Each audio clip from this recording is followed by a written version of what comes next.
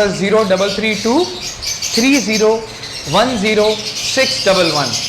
अस्सलाम वालेकुम गाइस, मेरा नाम है अरसलान और आप देखें नेक्सस बर्ड्स यूट्यूब चैनल। इस वक्त हम जो है दानिश भाई के सेटअप पे मौजूद हैं। इन्होंने काफ़ी टाइम के बाद हमें इनवाइट किया। लास्ट टाइम हम 2 से 3 महीने हो गए जो कि हमने विज़िट किया था और आज माशाल्लाह से वापस से हमारा विज़िट है। आप जो है कुछ बात करेंगे डाइल्यूट्स के ऊपर, पेल फेलो के ऊपर और माशाल्लाह से दानिश भाई ने बॉक्सेस वगैरह लगा दिए सेटअप पर, तो देखते हैं क्या प्रोग्रेस वगैरह आ रही है। सबसे पहले बहुत शुक्रिया आपके टाइम का। अस्सलाम वालेकुम। Most welcome. वालेकुम अस्सलाम। कैसे हो अरसलान? ठीक है अल्हम्दुलिल्लाह। तो ब्रीडिंग सीज़न शुरू हो गया, जब भी आप खुश हैं आप मेरे ख्याल से।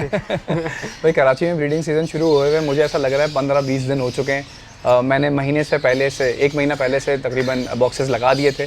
मेरे वो पेयर्स जो बहुत ज़्यादा एक्टिविटीज़ दिखा रहे थे, वो पेयर्स जो बहुत ज़्यादा एक्टिव थे, उन्होंने ब्रीडिंग शुरू कर दी माशाल्लाह। वो आपको अभी थोड़ी देर में नज़र आ जाएगा माशाल्लाह कौन कौन से पेयर्स लगे हुए हैं और क्या क्या ब्रीड कर रहे हैं। अच्छा रिव्यू अच्छा रहा था आपकी वीडियो मेरी जो पोस्ट हुई थी कोई 2.5 महीने पहले, तो एक फॉलोअप के लिए आपने मुझे मौका दिया दोबारा कि एक रिव्यू कराया जाए, तो माशाल्लाह काफ़ी अच्छा रिस्पांस रहा था। काफ़ी लोगों ने मुझे कॉल्स किए आपके तवज्जुह से और मुझे बहुत अच्छी बात ये लगी इस ओवरऑल वीडियो सेशंस में कि बहुत अवेयरनेस मिल रही है लोगों को। बहुत ऐसे लोग जो शायद मैं अपने अल्फाज में यूज़ करूँ जो बेवकूफ़ बन जाते थे, अब वो नहीं बनते, उन्हें आइडिया है। जो हमने लास्ट टाइम डिस्कस किया था कि भाई डीएनएस के साथ बर्ड लिए जाएं, तो अब मैं नोट कर रहा हूँ कि हर कोई जो बर्ड्स बेच रहा है वो विद डीएनए बेच रहा है, तो मुझे बड़ी खुशी होती है अब। लेकिन फिर भी अभी भी बहुत गुंजाइश है इस फील्ड में मोर टूवर्ड्स ऑनेस्टी की तरफ आने में, और अब लोगों को अवेयरनेस होती जा रही है आहिस्ता आहिस्ता, और इस बात की मुझे बहुत ज़्यादा खुशी है। सही। अच्छा दानिश भाई, आज की जो वीडियो को बनाने का मकसद है उसमें आप कुछ टॉपिक जो है आपने बताया, इस पे बात करेंगे। बिल्कुल। तो इसका क्या मकसद है? देखिए मकसद यही है कि मैंने जब आपकी वीडियो जब अपलोड हुई थी तो मेरे पास बहुत सारी कॉल्स आई थी, बहुत ज़्यादा कॉल्स आई थी उन लोगों की जिन्होंने बर्ड्स ख़रीदे हुए हैं, लेकिन उनके जो बर्ड्स हैं वो विदाउट डीएनएस थे। वही जो मैंने आपको लास्ट टाइम बताया था। तो जब अब उस वीडियो को देखने के बाद कई लोगों ने जब डीएनए कराए तो इतने डिफरेंट एक्सपीरियंसेस मतलब देखने को मिले कि किसी ने 4 पेयर लिए हुए थे, अब वो 8 तोते मेल फीमेल कह के उस बच्चे को दिए गए थे, लेकिन पता चला उसमें से 6 मेल थे, 2 फीमेलें थी। सो एक तो वो एक आइडिया के तहत सब कुछ आगे पीछे उसका प्लान हो गया लड़के का, और फिर अब जब वो मैच्योर बर्ड ढूंढ रहा है तो उसको मैच्योर फीमेल्स नहीं मिल रही हैं। इसी तरह एक और खातून बेचारी, उनके पास कोई 8-10 पेयर उन्होंने किसी से ख़रीदे थे विदाउट डीएनए। वो पता चला जी उनमें से 10 में से 5 पेयर ऐसे थे जिसमें तो 2 नर थे, 2 मादाएं थी, और कुछ पेयर ऐसे थे जिसमें से उनकी एजिंग गलत थी, मतलब एजिंग सही नहीं थी, मेल बड़ा था फीमेल छोटी थी। तो खैर बड़े और छोटे का तो फिर भी अभी इश्यूज़ हैं, जो कि कंसिडरेबल अमाउंट ऑफ इश्यूज़ हैं, क्योंकि इसमें ये होता है कि 6 महीने का 7 महीने का बर्ड अगर होता है तो लोग उसको 9-10 महीने का बोल के बेच देते हैं आजकल।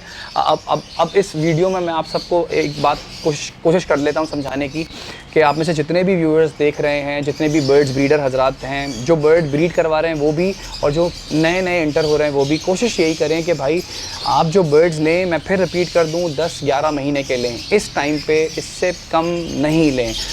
6 महीने 5 महीने के बर्ड्स को लोग 7 महीने 9 महीने का बोल के दे रहे हैं, आप वो ना लें। अच्छी बात है उस वीडियो के बाद से अब 2 महीने 2.5 महीने में अच्छी बात ये हुई है कि अब कम से कम लोगों को डीएनए की तमीज़ हो गई है। इंशाल्लाह ताला आहिस्ता आहिस्ता इस वीडियो के बाद मैं समझता हूँ कि लोग अब अडल्ट बर्ड्स लेंगे जो कि रेडी टू ब्रीड हो, क्योंकि सीज़न शुरू हो चुका है। पूरे पाकिस्तान में सीज़न शुरू होने वाला है माशाल्लाह, कराची में सीज़न शुरू हो चुका है, और अगर इस टाइम पे आप 5-6 महीने के बर्ड्स लेंगे तो वो आपको जनवरी में जाके कोई ब्रीड के काबिल होंगे, और फिर वो आपको एक ही क्लच मिल पाएगा। तो ये एक इम्पॉर्टेंट बात थी जो मुझे ऑब्वियसली आपके थ्रू कन्वे करनी थी। दूसरी ये कि जिन लोगों ने लॉन्ग टर्म प्लान रखा हुआ है वो अक्टूबर नवंबर में कोशिश करें कि पट्टे ख़रीद लें। अक्टूबर, नवंबर, दिसंबर, जनवरी, ये 4 महीने ऐसे होते हैं कि जिसमें आप अपने बर्ड्स जब आप परचेज़ करने जाते हैं तो आप पट्टे ख़रीदते हैं ताकि आप अगले साल सितंबर में उनको ब्रीड पे लगाएं। तो वो लोग जो इस फील्ड में इंटर होना चाह रहे हैं और उनका एक लॉन्ग टर्म विज़न है, शॉर्ट टर्म नहीं लॉन्ग टर्म विज़न है, उनको चाहिए कि वो पट्टे ख़रीदें इस टाइम ड्यूरेशन में, और फिर वो अगले साल 2023 के सितंबर में जब वो बर्ड मैच्योर हो जाएं तो फिर वो ऑब्वियसली उनको ब्रीड पे लगाएं। कोशिश यही करें कि पट्टे भी लें तो विद डीएनए लें, ताकि आपको पहले से पता हो कि आपका क्या आपके पास कितने मेल हैं, कितनी फीमेलें हैं। और एक और कोशिश ये करें कि अपनी ब्लड लाइन को चेंज करते रहें। किसी एक जगह से आपने अगर कोई बहन भाई टाइप के बर्ड्स उठा लिए हैं, अल्बाइनो रेड आई की अमूमन बहुत डिमांड होती है, लोगों ने अगर वो एक जगह से उठा लिए हैं तो उन्हीं को पेयर अप कर देते हैं। तो कोशिश ये करना चाहिए कि भाई अगर आप एक पेयर कहीं से उठा रहे हैं अल्बाइनो का, तो दूसरा पेयर कहीं से उठा लें, ताकि जब आप ब्रीड कराएं उनको सितंबर में, तो आप उनको इंटरचेंज कर सकें। एक फैमिली का मेल दूसरी फैमिली की फीमेल से आप उसको पेयर अप करवा सकें। तो ये छोटी छोटी सी चीज़ें होती हैं जो आहिस्ता आहिस्ता समझ में आती हैं। अभी जो चीज़ें हैं उनमें अनदर फैक्टर जो आफ्टर डीएनए है, डीएनए आपको समझ में आ गया होगा आई होप। एज बहुत बड़ा इंपॉर्टेंट रोल प्ले करती है कि अभी आपके पास वो लोग एज का थोड़ा सा कंफर्म नहीं पता चल सकता, अगर हम बर्ड देखें तो पता कैसे चलेगा ऐसे? नहीं, देखिए एज के लिए कुछ निशानियां चोंचों से पता चल जाती हैं, बट अगेन अल्बाइनो रेड आई अपनी चोंच 3.5-4 महीने में 4.5 महीने में क्लियर कर लेता है। अब अगर 4.5 महीने का बर्ड क्लियर कर लेता है तो अब वो बंदा जो बेचने वाला है उसको वो 9 महीने का भी 8 महीने का भी कह के बेच सकता है। तो इससे आप बच नहीं सकते। इसीलिए मैंने आपसे कहा कि आपको किसी ट्रस्ट वर्दी ब्रीडर जिसको आपको लगे कि ये ऑनेस्ट है, आप वो ढूंढें और आप उनसे बर्ड्स परचेज करें, रादर देन किसी से भी उठाकर बर्ड्स ले आएँ। क्योंकि अब सबसे बड़ा मसला ये होने वाला है जो अभी होगा लोगों को, कि जिन्होंने बर्ड्स लिए हुए थे विदाउट डीएनए, अब जब उनको पता चला है कि दोनों नर हैं या दोनों मादाएं हैं, अब जब वो नर ढूंढने जाते हैं तो पता चलता है कि वो नर उनको कोई 6 महीने का नर 9 महीने का बोल के दे देता है। अब जब वो अपनी फीमेल को वो नर इंट्रोड्यूस करवाते हैं तो पेयर ही नहीं लगता, बाकायदा फीमेल मारना शुरू कर देती है नर को। तो ये व्यूअर्स को यही बात समझानी है कि भाई अगर आपका बर्ड 10 महीने का 11 महीने का भी है और आप उसके लिए ढूंढने जा रहे हैं किसी को, अगर मेल है तो फीमेल ढूंढने जा रहे हैं, अगर फीमेल है तो मेल ढूंढने जा रहे हैं, अगर ढूंढने जा रहे हैं तो भाई कोशिश करें कि उसकी भी एज वैसी ही उतनी ही हो या उससे थोड़ी बड़ी ही हो। अगर आप लॉजिकल सी बात है, अगर आपका मेल 11 महीने का है और फीमेल 6 महीने की आप उसको इंट्रोड्यूस करवा देंगे, किसी ने आपको दे दी है ये कह के कि ये 9 महीने की है, तो फिर आप इससे बचने के लिए कि जब ले रहे हैं तो जब भी डीएनए करवा लें तो ज़्यादा बेहतर है। अब हर चीज़ का बर्ड्स हॉबी में हर चीज़ का हल है, और वो एक ही हल है कि आप बर्ड्स जब लें डीएनए के साथ में, आपको पता होगा मेल क्या है फीमेल क्या है, और फिर में प्रॉब्लम नहीं होगी बाद में। ना आप ओवर प्राइस पे बर्ड खरीदना पड़ेगा आपको, ना आपको कोई इश्यूज़ होंगे, आपके ऑलरेडी पेयर पूरे होंगे। और अगर कोई बर्ड बीच में मर भी जाता है तो आपके पास सेकेंडरी ऑप्शंस भी होते हैं उनको लेकर। ये दान भाई एक और सवाल है, जैसे कि अभी सीज़न शुरू हो चुका है और सॉफ्ट फूड हर बर्ड्स को देना है, तो आप कौन सा सॉफ्ट फूड यूज़ करवा रहे हैं और हेल्दी कौन सा सॉफ्ट फूड है बच्चों के लिए? देखें, ये एक ऐसा फैक्टर है जो कि हर ब्रीडर का डिफरेंट हो सकता है। इस पे बहुत सारे लोग मेरी बात से एग्री भी कर सकते हैं, शायद बहुत सारे लोग डिसएग्री भी करें, लेकिन मैं समझता हूँ कि जो मैं करता हूँ वो आप लोगों को बता देता हूँ। अमूमन मैं कोशिश करता हूँ कि बर्ड्स को सिंथेटिक चीज़ें ज़्यादा ना दूँ। अगर बहुत ज़्यादा जैसे हमें ज़रूरत पड़ जाती है एनिमल प्रोटीन की, हमें पता है प्रोटीन एक वेजिटेबल से मिलता है, सीड से मिलता है, और प्रोटीन हमें एक एनिमल फूड से भी मिलता है ना, वॉर्म्स वगैरह से भी मिलता है। सो गोया मैं आपको ये जनरली आपको बात समझा दूं कि कोशिश ये करें कि ज़्यादातर नेचर के क्लोज रखें, फ्रेश वेजिटेबल्स दें, फ्रेश फ्रूट्स दें।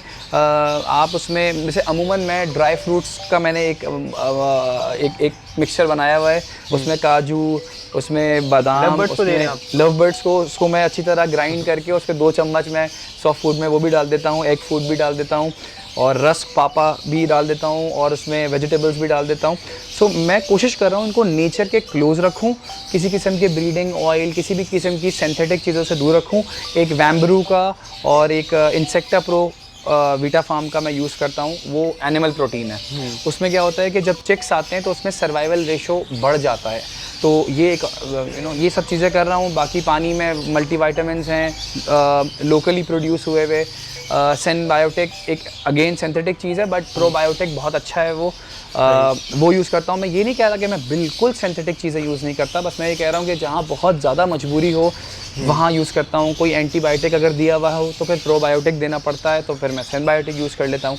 बट इसके अलावा मैं कोशिश करता हूँ कि नेचर से क्लोज रखूँ, अच्छा वेजिटेबल दूँ, अच्छे फ्रूट्स दूँ। नेचर में अल्लाह ताला ने सब कुछ दिया हुआ है। मोरिंगा पाउडर है, मोरिंगा दे देता हूँ, फ्रेश मोरिंगा लीव्स दे देता हूँ, मेरे घर के बिल्कुल सामने ही है, फ्रेश मोरिंगा लीव्स दे देता हूँ। नेस्टिंग मटेरियल जो अमूमन होता है वो रख देता हूँ। बाकी सारे काम बर्ड्स के हैं, बर्ड्स अपना आराम से उसमें से। अच्छा, सॉफ्ट फूड आप डेली दे रहे हैं सीजन शुरू? नहीं, मैंने अभी सॉफ्ट फूड देना शुरू किया है बिल्कुल लास्ट वीक से। कराची में अब बारिशें आपको पता है अब जाके थमी हैं अल्हम्दुलिल्लाह। अब ये जो आपकी नमी है ये थोड़ी कंट्रोल में आई है। काफ़ी शेड्स में तो अभी भी नमी है, बट अल्हम्दुलिल्लाह मेरे शेड में नमी 45-50 से लेकर 70 तक होती है। तो मैंने अब सॉफ्ट फूड देना शुरू कर दिया। सही, तो आप डेली देंगे आप सॉफ्ट फूड? तकरीबन वीक में, देखिए मैं किसी भी चीज़ को है ना, मैं कोई भी चीज़ किसी भी बर्ड को लेकर मैं अपने आप का शेड्यूल हैवी नहीं रखता। मैं अपनी सुकून से बर्ड्स को चीज़ें देता हूँ। कभी मैंने भुट्टा डाल दिया, जब भुट्टा डाला तो सॉफ्ट फूड नहीं डालूंगा, अगले दिन मैंने सॉफ्ट फूड डाल दिया, एक दिन का फिर रेस्ट देकर फिर सॉफ्ट फूड डाल दिया, फिर भुट्टा डाल दिया, चेंज करते रहते हैं। चेंज कर, कभी कभी सिर्फ और सिर्फ सॉफ्ट फूड में मैं दाने वगैरह जो मैंने भिगोए हुए होते हैं सिर्फ वो दे देता हूँ, उसमें वेजिटेबल ऐड नहीं करता। कभी कभी सिर्फ वेजिटेबल कद्दूकश करके दे देता हूँ। तो आप अपने बर्ड्स को एक डिफरेंट चीज़ करते रहें। बार बार एक ही चीज़ करेंगे, एक ही जैसा सॉफ्ट फूड, मैंने अमूमन लोगों को इतना कंफ्यूज होते हुए देखा है, ये चीज़ नहीं है वो चीज़ नहीं है तो वो सॉफ्ट फूड ही नहीं देते। अरे भाई, अगर ज़रूरी थोड़ी कि सॉफ्ट फूड 25 चीज़ों से ही बनता है। अगर आपके पास एक गाजर है, एक चुकंदर है, एक लौकी है, एक बंद गोभी है, उसको कद्दूकश करके आप थोड़ा थोड़ा दे दें, उसको थोड़ा ड्राई करके, ताकि वो गीला गीला ना हो। इसी तरह अगर आपके पास अगर किसी दिन चुकंदर नहीं आया तो ज़रूरी थोड़ी है कि वो चुकंदर लाना ज़रूरी है। आप 2 दिन बाद जब सॉफ्ट फूड बनाएं उसमें दे दें।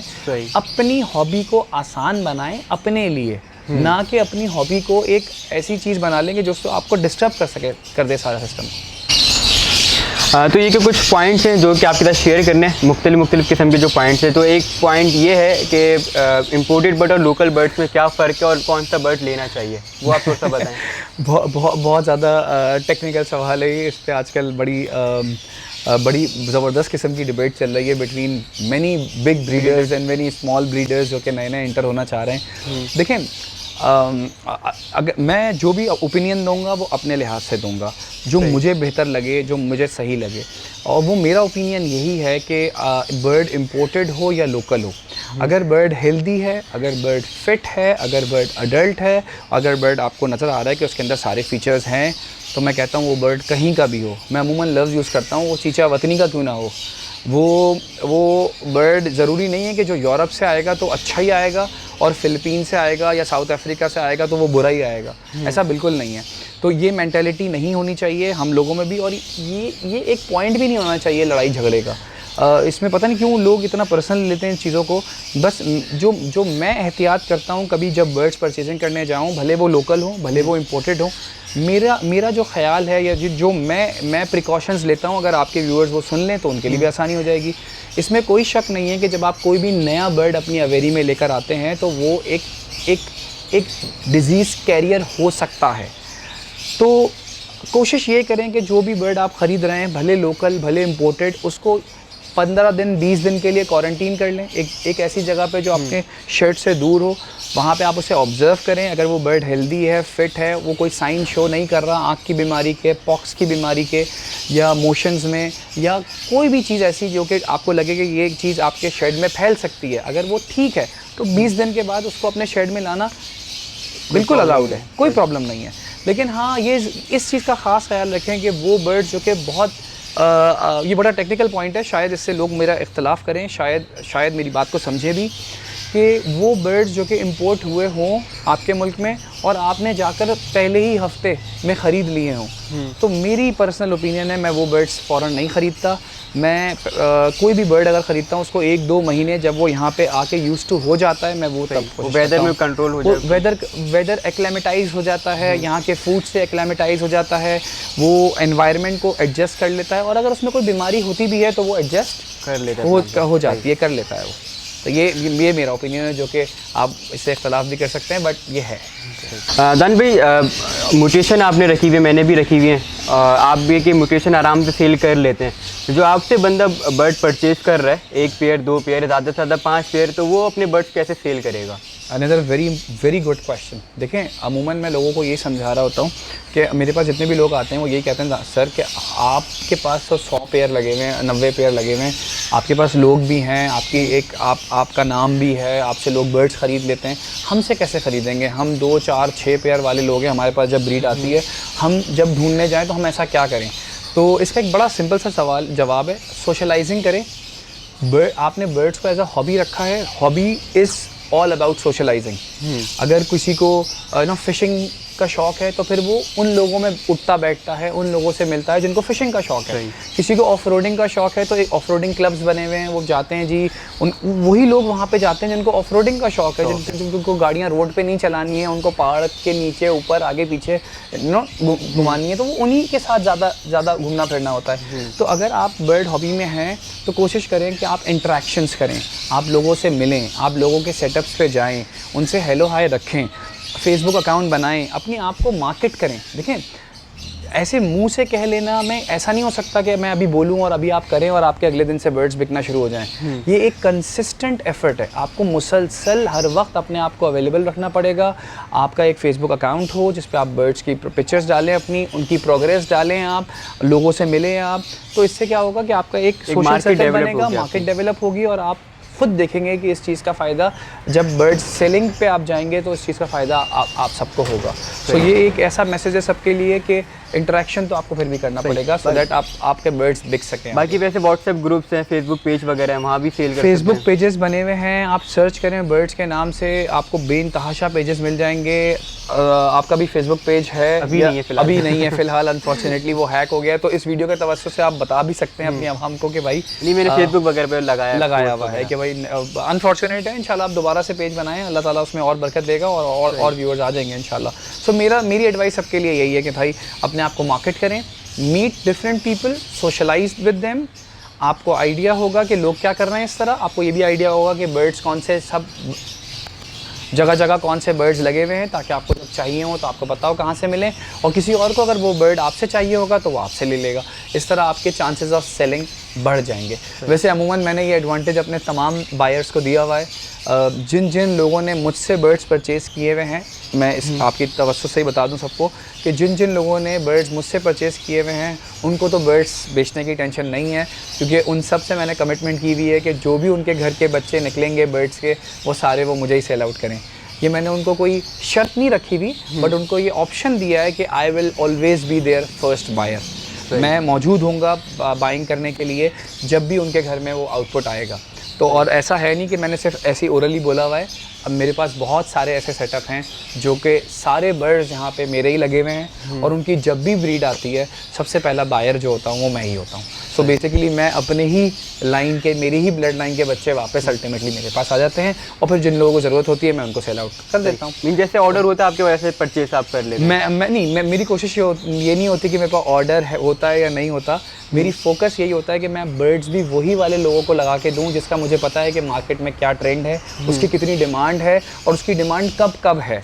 तो मैं अमूमन वही पेयर्स लगवाता हूं लोगों के पास, अल्हम्दुलिल्लाह, जो भी मेरे पास आते हैं, क्योंकि अमूमन मेरे पास लोग आते हैं वो जो कहते हैं हमें कुछ भी नहीं आता, जो है वो आप ही लगा दें, जो है आप ही पेयरिंग बता दें। तो मैं लॉजिकली उनको वही पेयरिंग बताता हूँ जो पेयरिंग मुझे पता है कि जिसके चिक्स मुझे चाहिए होंगे, बिकॉज उसकी बहुत डिमांड है। जैसे मैं आपको एग्जांपल दे दूं, पारब्लूस की आजकल बहुत डिमांड है, एल्बाइनोस की आजकल बहुत डिमांड है, क्रीमेनोस हो गए, डेकिनोस हो गए, इनकी बहुत डिमांड है। कमर्शियल बर्ड्स आहिस्ता आहिस्ता ऑफलाइंस की डिमांड अब एकदम से बढ़ती चली जा रही है, क्योंकि एक तो सीज़न शुरू हो गया है और ऊपर से ये जो डिफरेंट बर्ड्स आ गए हैं जिसमें कॉम्बिनेशंस लोगों को देने हैं, डाइल्यूट्स के, पेल फेलोस के, ये सब ऑफलाइंस में लेके जा रहे हैं लोग। तो ऑफलाइंस की डिमांड एकदम से शूट कर गई है अभी। सो ये इसका एक ओवरऑल जवाब है। तनवीर, एक सवाल और है, जैसे कि एक नया बंदा बर्ड परचेज करता है, मिसाल के तौर पर उस वक्त बर्ड्स की प्राइस कुछ और होती है, जब उसके बाद ब्रीड आती है वो सेल करते हैं, उस टाइम बर्ड्स की प्राइस बहुत अलग हो जाती है, तो इसका क्या मसला है? देखो अरसलान, इसमें इस तरह से नहीं होता। देखो, जब आप बर्ड्स परचेज़ करने जाते हो, अगर आप भी छोटे बच्चे परचेज़ करो, 2-2, 3-3 महीने के पट्टे परचेज़ करने जाओगे तो वो भी आपको सस्ते मिलेंगे। लेकिन बात ये कि जब आप वो पट्टे ख़रीद लेते हो तो उसको फिर पाल के बड़ा करना और फिर उनको ब्रीड लेना, इस सारे चक्कर में 1.25 साल निकल जाता है। लेकिन आप इस बात को समझें कि जब आप एक पेयर को परचेज़ करने जाएंगे सीज़न के शुरू में, तो ऑब्वियस सी बात है कि तो वो एक्सपेंसिव होगा, कोई बात नहीं, वो एक्सपेंसिव हो भी, वो जितना भी एक्सपेंसिव हो वो अपने पहले क्लच में तकरीबन अपने पूरे पैसे आपको दे देता है। तो अगर आप कंपेयर करेंगे एक पेयर की प्राइस को पट्ठों की प्राइस से, तो जाहिर सी बात है बहुत बड़ा फ़र्क आएगा। जैसे मैं अमूमन कहता हूँ कि जितने भी लोग मेरे पास आते हैं, मैं उनको एक ही जवाब देता हूँ इस बात का कि अगर आपका पेयर 10,000 रुपये का है, तो अगर अल्लाह ताला ने उसके 4 बच्चे आपके घर प्रोड्यूस करवाए तो वो पर बच्चा 2,500 रुपये का होना चाहिए, ताकि पहले क्लच में आपके पूरे पैसे निकल, इन्वेस्टमेंट आपकी निकल। अगर आपका पेयर 1 लाख का है तो बच्चों की जो वैल्यू है वो इतनी होनी चाहिए, विच इज़ 25,000 पर चिक, कि कम से कम 4 बच्चे अगर वो करता है तो वो अपने पहले पूरे पैसे कर पाए। अब इसमें ये बात भी सच है कि क्या पता 4 बच्चे ना कर पाए, 2 ही कर पाए, तो भाई अगले क्लच में कर देगा वो। कहने का मतलब है आप ब्रीडर किसी भी हाल में नाखुश नहीं होगा, ब्रीडर किसी भी हाल में लॉस में नहीं है, आपके पैसे कवर फायदा ही फायदा है ब्रीडर का, भले वो रेट मार्केट में गिर क्यों ना जाए। मैं आपको एग्जांपल देता हूँ छोटी सी। अगर किसी ने ऑफलाइन का पेयर 1 लाख का लिया हुआ है 1 साल पहले, 1.5 साल पहले, ग्रीन ऑफलाइन, ग्रीन यूविंग ऑफलाइन का लाख रुपए का पेयर था 1.5 साल पहले तक, आज भी बच्चा अगर देखो तो 20,000 रुपए का बिक रहा है। आज भी ग्रीन ऑफलाइन का बच्चा 20,000 रुपए का बिक रहा है। आज भी ग्रीन यूविंग ऑफलाइन का बच्चा 30,000, 25 से 30,000 में बिक रहा है।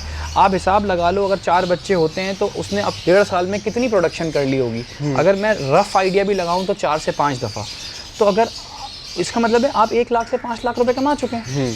तो पॉइंट वहीं आ जाता है कि आप कोशिश करें उन बर्ड्स में इन्वेस्ट करें कि जो आपको पहले क्लच में पैसे दे पाएँ।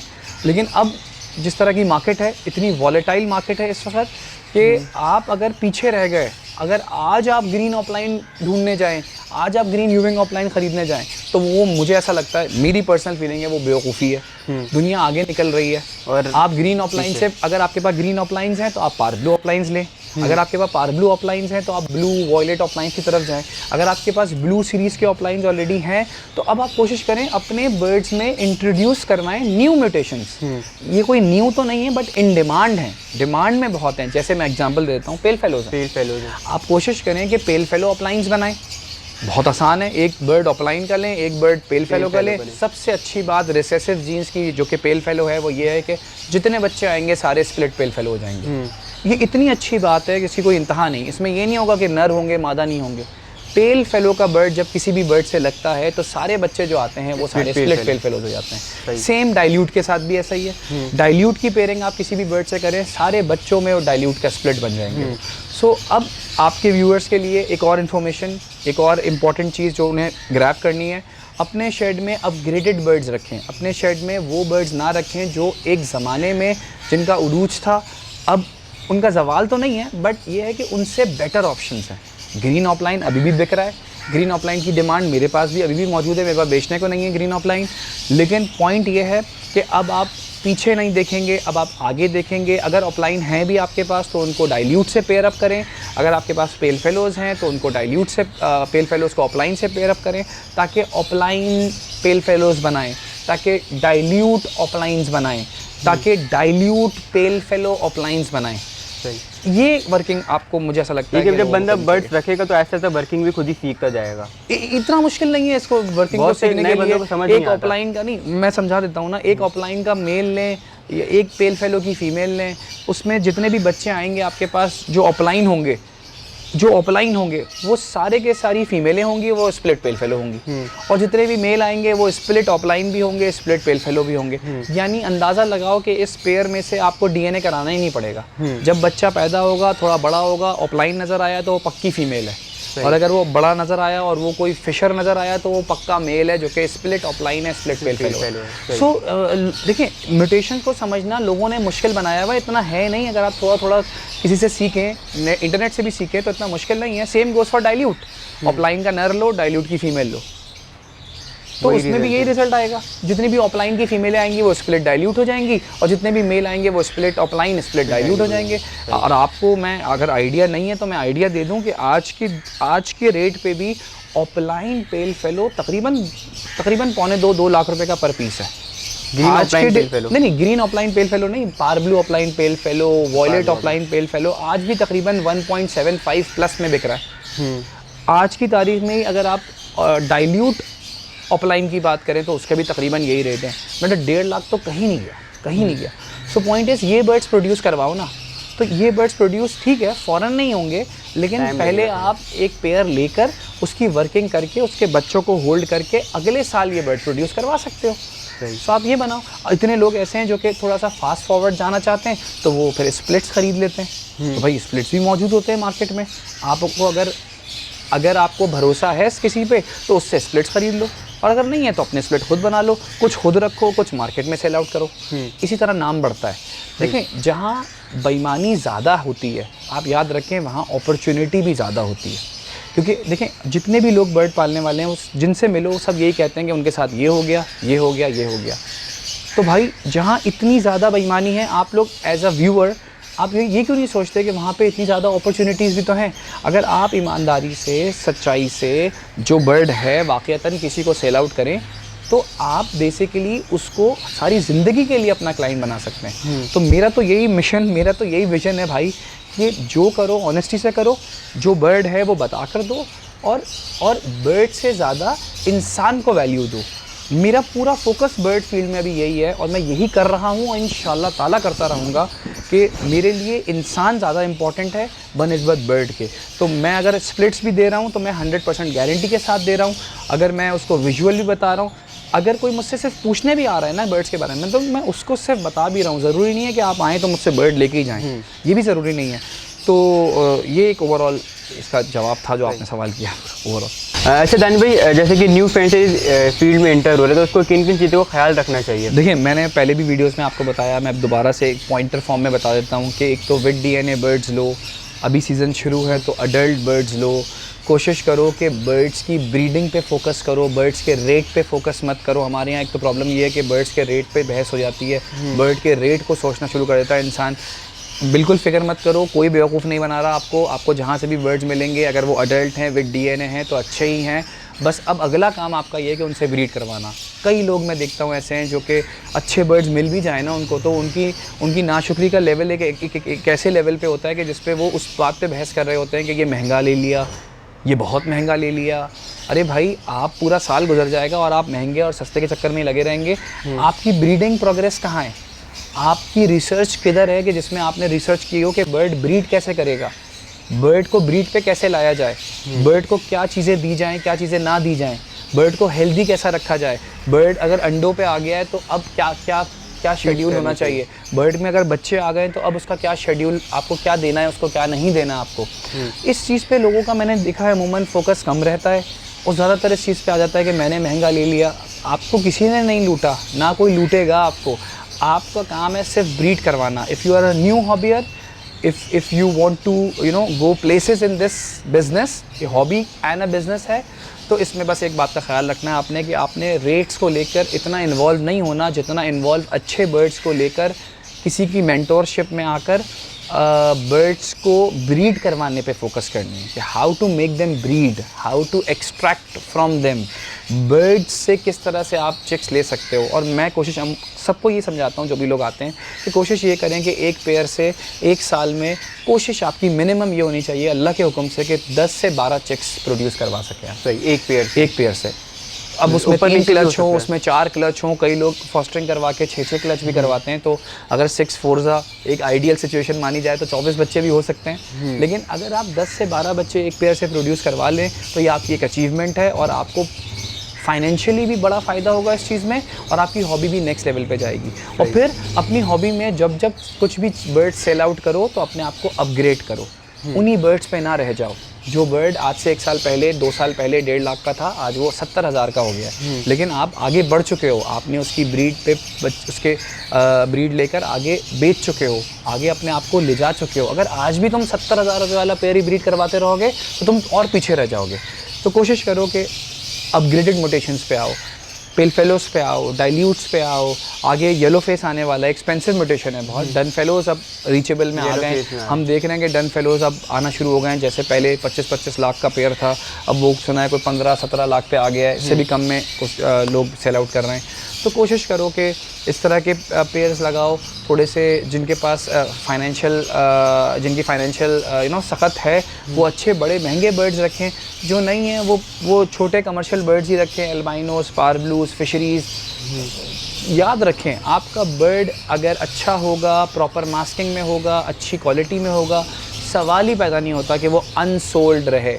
उसको सेल होना ही है, अगर आज नहीं तो अगले हफ्ते लाजमी सेल आउट होगा। तो बिलीव इन अल्लाह, अल्लाह ताला ने सबका रिस्क लिख के रखा है और वो मिलेगा आपको। बस आपका काम है कि आप बस मेहनत करते रहें और इंशाल्लाह ताला आपको उसका रिज़ल्ट मिलता रहेगा। जैसे कि न्यू फैंसियर हैं, वो वीडियोस वगैरह देखते हैं या उनको कुछ लालच सी हो जाती है, वो फ़ौरन से बर्ड्स परचेज़ कर लेते हैं, उनको ये नहीं पता होता कि बर्ड्स रखना किस तरीके से। तो बहुत सारे लोग ऐसे आते हैं। मैं अमूमन अगेन सबको समझा रहा होता हूँ कि भाई आप पहले बर्ड ख़रीद लेते हो। अमूमन लोग आते हैं आने से मुझे बर्ड चाहिए, मैंने उनको 3-4 पेयर उनको दे देता हूँ। अब वो बर्ड रखने की तमीज़ सीखते हैं। बर्ड कहाँ रखना है, ऐसी जगह पे रख देते हैं जहाँ बिल्लियाँ आसपास घूम रही हैं, और स्टिक ऐसी जगह लगा देते हैं जहाँ पे वो बीट कर रहा है तो दाने में पानी में कर रहा है। सही। यकीन करें कुछ लोग मैंने ऐसे भी देखे हैं कि उन्होंने पूरा 1 किलो दाना डाल दिया पिंजरे के अंदर कि भाई ये सब खाएंगे। 1 किलो दाना मैंने अपनी आंखों से देखा है डले। अरे भाई, वो न्यू फैंसियर जो बड़ा फैसिनेट होकर बड़े यूट्यूब पे वीडियोस पे लाखों रुपए देखकर इस फील्ड में एंटर होते हैं, मेरी उनसे गुजारिश है पहले बर्ड रखना सीखो। पहले समझो कि लव बर्ड रखे या बर्ड रखे कैसे जाते हैं, दाना पानी कब करना होता है, कैसे करना होता है, स्टिक कहाँ लगनी होती है, क्या देना होता है, क्या नहीं देना होता, पहले सीखो। वेंटिलेशन का क्या रोल है, तोते को कहाँ रखना है, क्या उस जगह पे वेंटिलेशन है, हब्स तो नहीं है, क्या वहाँ पे पानी, बारिश का पानी तो नहीं आता। हमारे यहाँ क्या होता है उल्टा, पहले बर्ड रख कर अब बारिश हो गई है तो अब उसको ढका जा रहा है। तो भाई ये काम पहले कर लो। अब पहले देखा कि इधर धूप आ रही है नहीं आ रही है ये नहीं पता, पहले बर्ड वहाँ लगा दिया, वहाँ पेज रख दिया, फिर देखा यहाँ तो धूप ही नहीं आ रही है, यहाँ तो बहुत ज़्यादा धूप आ रही है। तो भाई मेरा सबको यही एडवाइस है, पहले कहीं से भी आप बर्ड लेने जाएं, पहले बर्ड रखना सीखें फिर बर्ड रखें, ना कि पहले बर्ड परचेज़ करें और फिर रखना सीखें। तो नुकसान आप उठाएंगे, बर्ड बीमार हो जाएगा, फिर उसको सही करेंगे, फिर बीमार हो जाएगा, फिर सही करेंगे, बस तो फिर यही कहते रहेंगे कि बस पता नहीं कहाँ, हमने तो नहीं देखे पैसे, हमने तो नहीं देखी ब्रीड। तो ऐसे ही हाथ में कुछ नहीं आएगा आपके। 0332 3010 611